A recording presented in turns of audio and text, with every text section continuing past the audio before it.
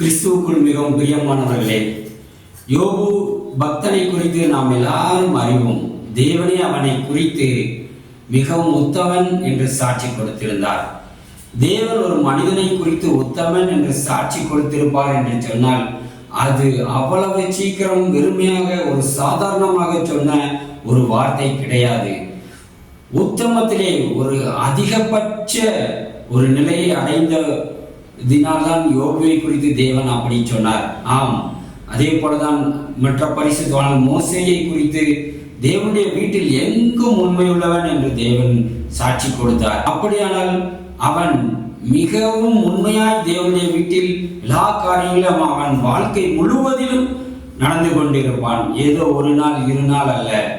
ஆம், நம்முடைய தேசத்திலே தமிழ்நாட்டிலே முதலமைச்சராக இருந்த காமராஜர் அவர்களை குறித்து கூறுவார்கள் அல்லவா, எல்லா இடத்திலும் உத்தமமாய் உண்மையாய் இருந்தது போல மோசேயும் தேவனுடைய வீடெங்கும் உண்மையாய் இருந்தார் என்று தேவன் அவருக்கு சாட்சி கொடுத்தார்.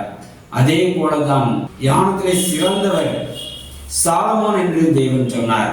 அப்படியானால் அந்த சாலமோன் உலகத்திலேயே யாராலும் இருக்க முடியாத அளவுக்கு ஒரு மிகப்பெரிய ஒரு ஞானியாக புத்திசாலியாக அவர் இருந்தார் என்று நாம் பார்க்கிறோம். அதே போல தாவீது தேவனுக்கு பிரியமானவன் என்று தேவன் சொல்வதை நாம் பார்க்கிறோம். அதே போல தானியேலை குறித்து அவன் மறைபொருட்களை கருகலானவைகளை வெளிப்படுத்துகிறவன் என்று நாம் வேதத்திலே வாசிக்கிறோம். ஆம், இவர்கள் எல்லாரையும் குறித்து ஏதோ ஒரே ஒரு வார்த்தையில் சொல்வது போல சொல்லியிருந்தாலும் கூட அவர்கள் எல்லாரும் அந்தந்த காரியத்திலே மிகவும் ஒரு உயர்ந்த ஒரு நிலையிலே அவர்கள் வாழ்ந்தபடியினால்தான் தேவன் அப்படிப்பட்ட ஒரு சாட்சியை அவர்களுக்கு கொடுத்தார். அதே போலதான் இந்த யோபுவுக்கும் கூட அவன் உத்தமன் என்று தேவன் சொல்லும் பொழுது அவன் தன் வாழ்நாள் முழுவதும் அவன் மிகவும் ஒரு உத்தமத்திலே அவன் வாழ்ந்திருக்கிறான். மிகவும் உத்தமனாய் அவன் வாழ்ந்திருக்கிறான். அவனுடைய உத்தமத்தை குறித்து யோபுவே இப்படியாக கூறுகிறார். யோபு 27 அதிகாரம் 5-6 வசனங்களில் இப்படியாக நாம் பார்க்கிறோம். என் ஆவி பிரியும் மட்டும் என் உத்தமத்தை என்னை விட்டு விலக்கேன்.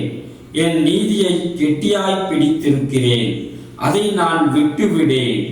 நான் உயிரோடு இருக்கும் அளவும் என் இருதயம் என்னை நிந்திக்காது என்பதாக.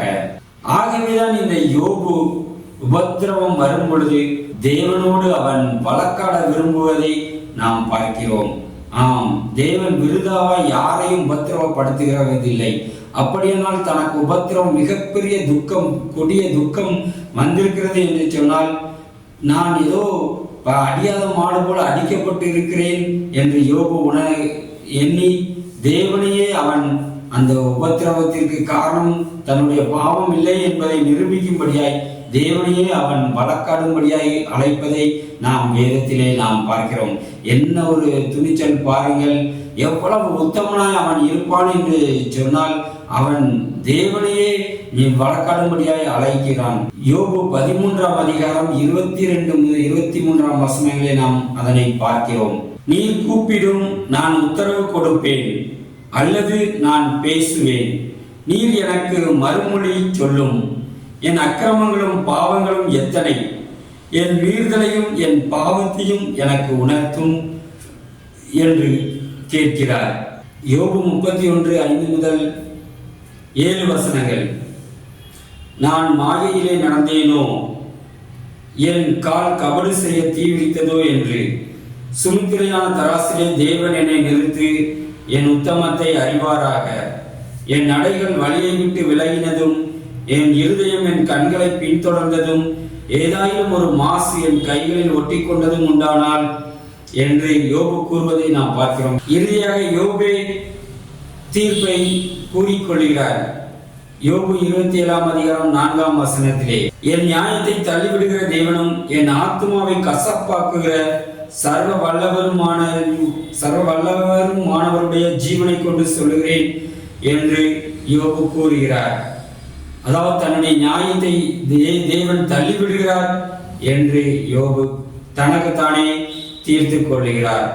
யோபின் இந்த வழக்காடுகிறதை எல்லாம் பார்த்து யோபு தேவனை குற்றப்படுத்துவதை பார்த்து யோபு தேவனை தனக்கு எதிராளியாக நிறுத்தி அவருக்கு எதிராக தன்னுடைய நியாயத்தை எல்லாம் யோபு பேசுவதை பார்த்து யோபுடைய ஒரு சிநேகிதனாகிய தேமானியனாகிய எலிபாஸ் என்பவன் இப்படியாக கூறுகிறார்.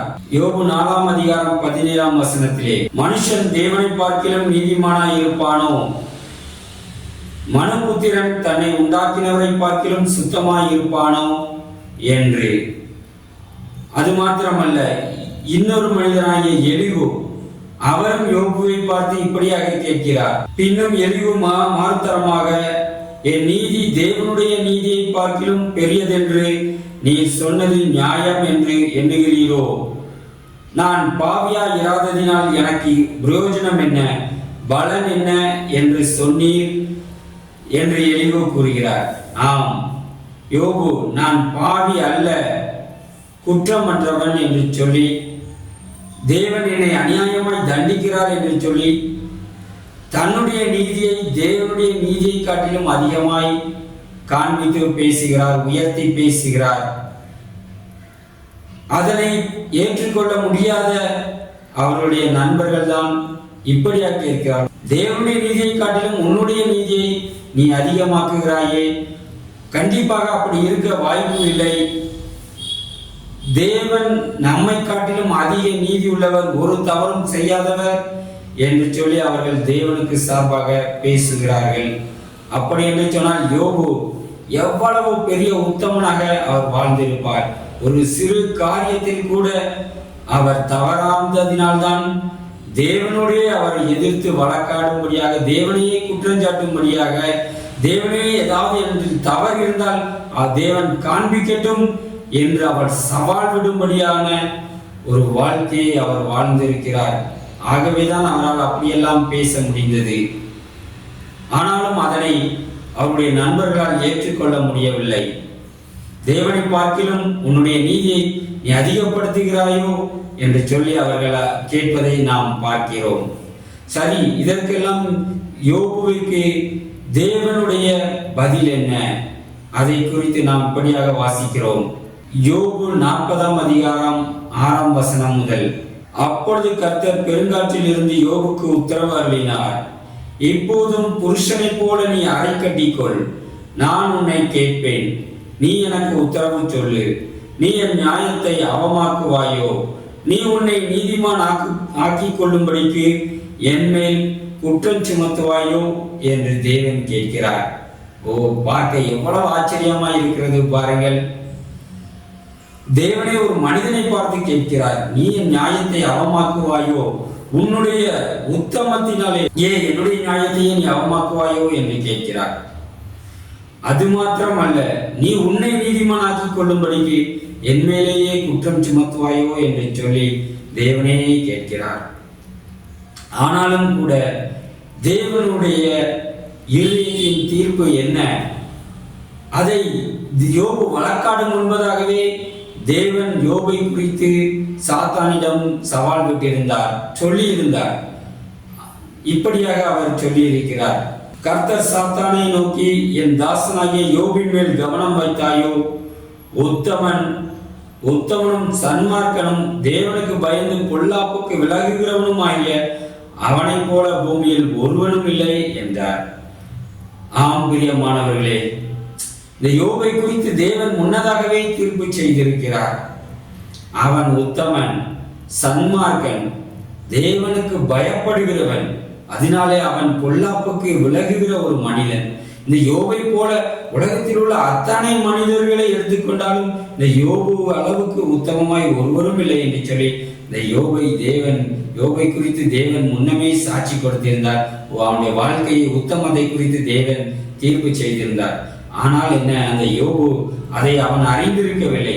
ஆகவேதான் அவன் தேவனை அவன் புரிந்து கொள்ளாமல் தேவனின் நியாயத்தை தள்ளிவிடுகிறார் என்று சொல்லி அவன் தேவனை கூட அவனுடைய உபத்திரவத்திலே குற்றப்படுத்த அவன் துணிந்தான். ஒரு பக்கம் யோபின் பக்கம் உத்தமமும் நீதியும் இருந்தாலும் கூட அவன் தேவனை புரிந்து கொள்ளாதது நிமித்தம் அவன் அப்படியாக அவன் கூறியிருந்தான்.